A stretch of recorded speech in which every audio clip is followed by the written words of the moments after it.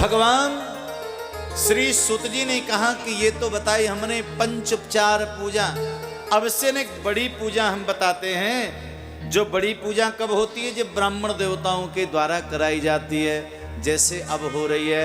उस पूजा का नाम है षोडश उपचार पूजा। षोडशोपचार, षोडश उपचार माने षोडश माने 16 प्रकार से भगवान की पूजा।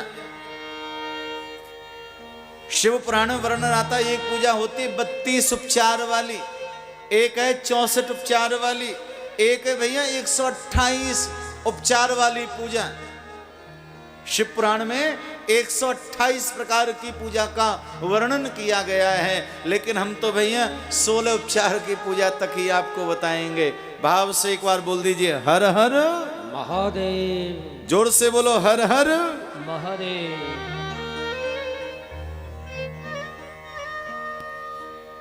ये थोड़ा सा आप सुन लें, ये आपके महत्व की और आपके कल्याण की बात बताने जा रहा हूं। षोडश उपचार पूजा भगवान की कैसे करें।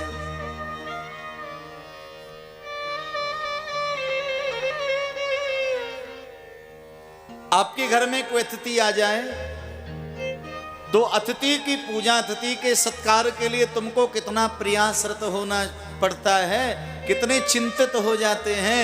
तो भगवत पूजा में भी आपको वैसे चिंतित रहना पड़ता है।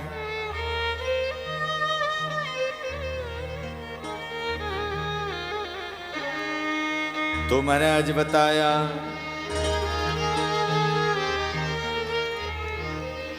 तदंगाचमनं चैव स्नानं पूर्वकं वस्त्रं गंधं तथा पुष्पं धूपं दीपं निवेदनम्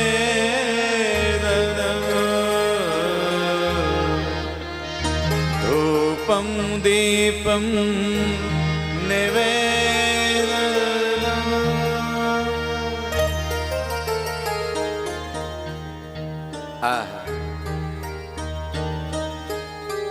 तो भैया षोडश उपचार की जो पूजा है, उस पूजा का थोड़ा सा ध्यान कर लीजिए। 16 प्रकार की पूजा में सबसे प्रथम जो नाम है पूजा का, उसका नाम है आवाहन। आवाहन का मतलब जानते हो? आवाहन करना, बुलाना, वेलकम करना, स्वागत करना, उसे कहते हैं आवाहन। भाव से बोलिए, हर हर।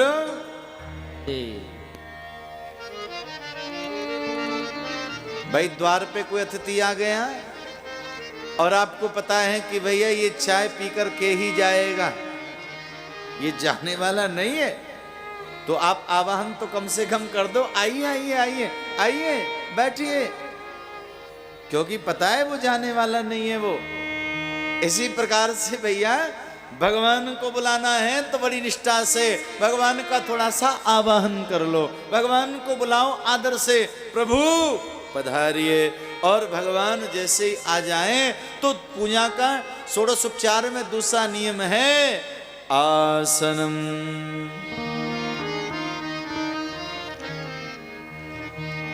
आसन शुद्धि करो, भगवान के लिए आसन दे दीजिए। जैसे ब्राह्मण देवता बोलते हैं मंगलम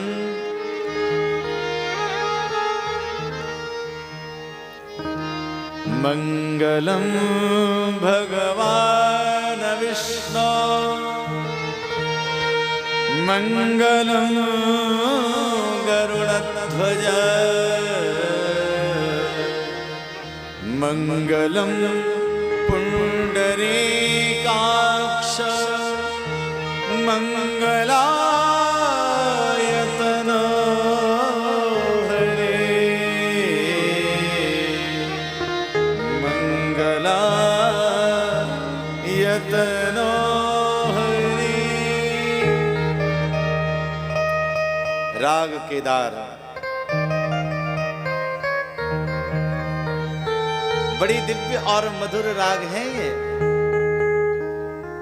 नरसी भगत भगवान को रिझाने के लिए यही गाते थे महाराज।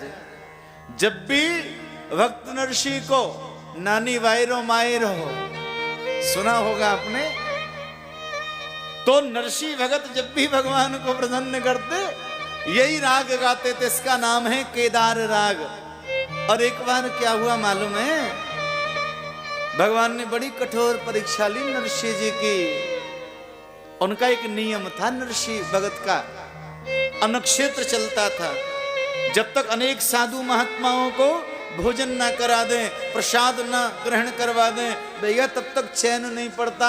और नरसी बहुत धनाढ्य थे, लेकिन साधु सेवा करते करते करते करते निर्धन हो गए।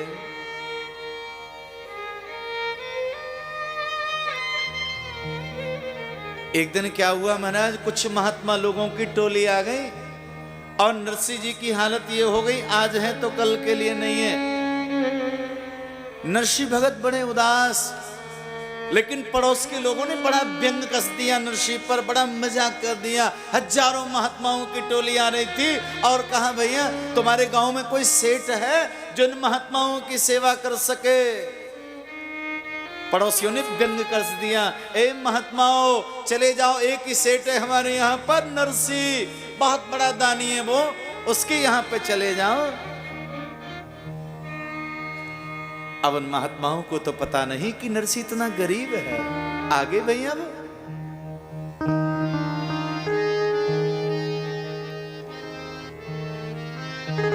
राग केदार नरसी जी के पास में थी, भगवान को रिझाते थे। तो महात्मा लोग आ गए, नरसी ने प्रणाम किया, ओहो सेठ जी भूख लगी है, आज तुम्हारे घर ही सत्संग होगा, यही कथा होगी, यही भंडारा होगा। नरसी जी ने देखा भाई अब तो मेरे पास कुछ बचा नहीं है, तुरंत एक साहूकार के पास में गए, सेठ जी कुछ उधार दे दीजिए। अब उधार भी उसको मिलता है जिसके पास कुछ हो। सेठ ने कहा कि भाई नरसी जी मैं आपको ऐसे नहीं दे सकता, कुछ गिरवी रखना पड़ेगा। नरसी जी ने कहा मेरे पास तो कुछ नहीं है। साहूकार ने कहा एक बहुमूल्य चीज है तुम्हारे पास में। कहा क्या?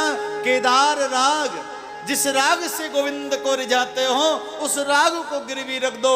शर्त ये होगी जब तक तुम यहां से जो सामग्री लेकर के जा रहे हो इसका मूल धन नहीं चुकाओगे तब तक इस राग को तुम गा नहीं सकते।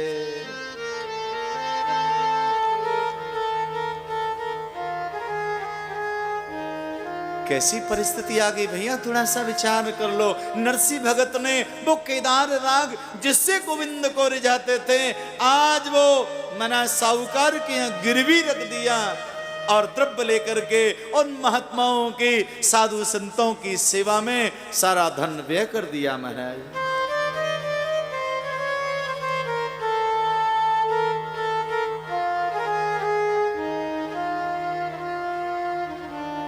और उसकी कठोर परीक्षा ली गई महाराज। वहां के जो राजा हुआ करते थे उन राजा से लोगों ने कहा महाराज वो नरसी जो है बड़ा चमत्कारी महात्मा है, वो ऐसी राग गाता है कि भगवान के गले से माला उतर के उस नरसी के गले में आ जाती है। राजा ने बुलवाया नरसी को, हे भगत जी वो हमको भी सुनाओ ना। अब नरसी क्या करे, राग तो गिरवी रखी है, आप सत्य माने मेरे प्रभु वो सावल सा सरकार, वो सावल सेठ आज नरसी के यहां से द्रव्य लेकर के गए और सेठ के पास में जाके कहा भाई वो राग की पत्री मुझे दे दो। कहा कि आप कौन हैं? कहा मैं नरसी जी का मुनीम हूं, धन चुकाने आए। लो।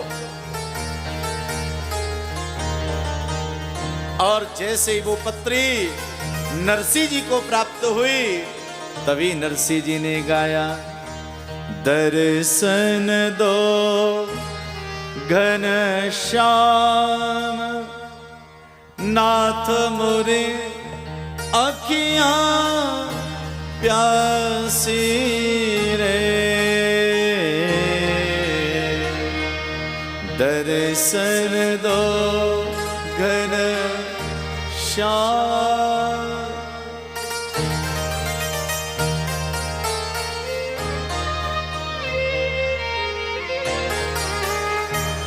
मंदिर मंदिर मूरत तेरी, कबहू न दिखे सूरत तेरी।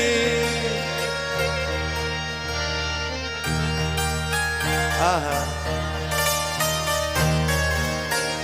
मुझको भी दर्शन दे दो घट घट वासी रे, दर्शन दो घनश्याम। हाँ, जो नरसिंह ने इस राग केदार को गाया, महाराज चमत्कार हुआ। प्रभु के गले से वो माला उतरी और नरसिंह जी के गले में आ गए।